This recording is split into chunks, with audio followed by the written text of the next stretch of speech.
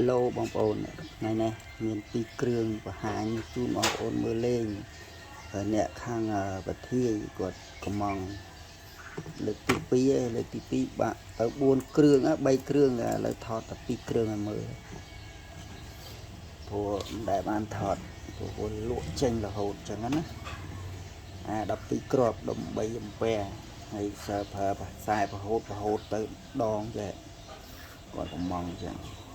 អញ្ចឹងចាំមើលខ្ញុំធ្វើតេស្តភ្លើងជូនបងប្អូនមើលបន្តិចវាលយបែបណាទៅចាំបន្តិច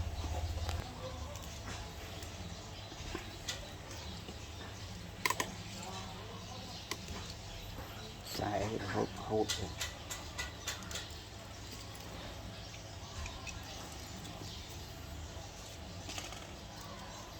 ដាក់ស្លេង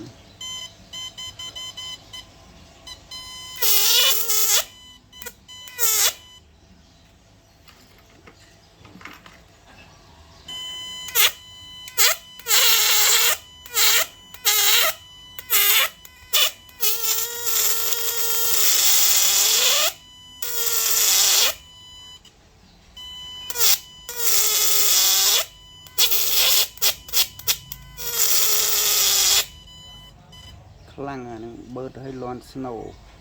ក្នុងរបបក្នុងកផ្លោកអីលាន់ស្នូទឹកវាបឺតឡើងហ្នឹងហើយប៉ុណ្ណឹងហើយមើលតែមួយហ្នឹងបានហ្នឹងដូចគ្នាពីយើងដូចគ្នា12គ្រាប់វាអត់សើក្តៅទេឃុំទេចុចមិនតិចហ្នឹង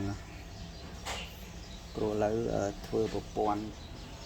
ថ្មីហើយប្លង់ថ្មីចឹងវាអត់ក្តៅបងប្អូនរកស្រួលទឹករយៈធ្វើចកេះចុះហើយបើរកធ្វើកបានក៏រកទៅព្រោះអាហ្នឹងជាហេតុផលរបស់បងប្អូនហ្នឹងហើយមានតែប៉ុណ្្នឹងឯងបងប្អូនអរគុណច្រើនបងប្អូនទស្សនាមើលហើយ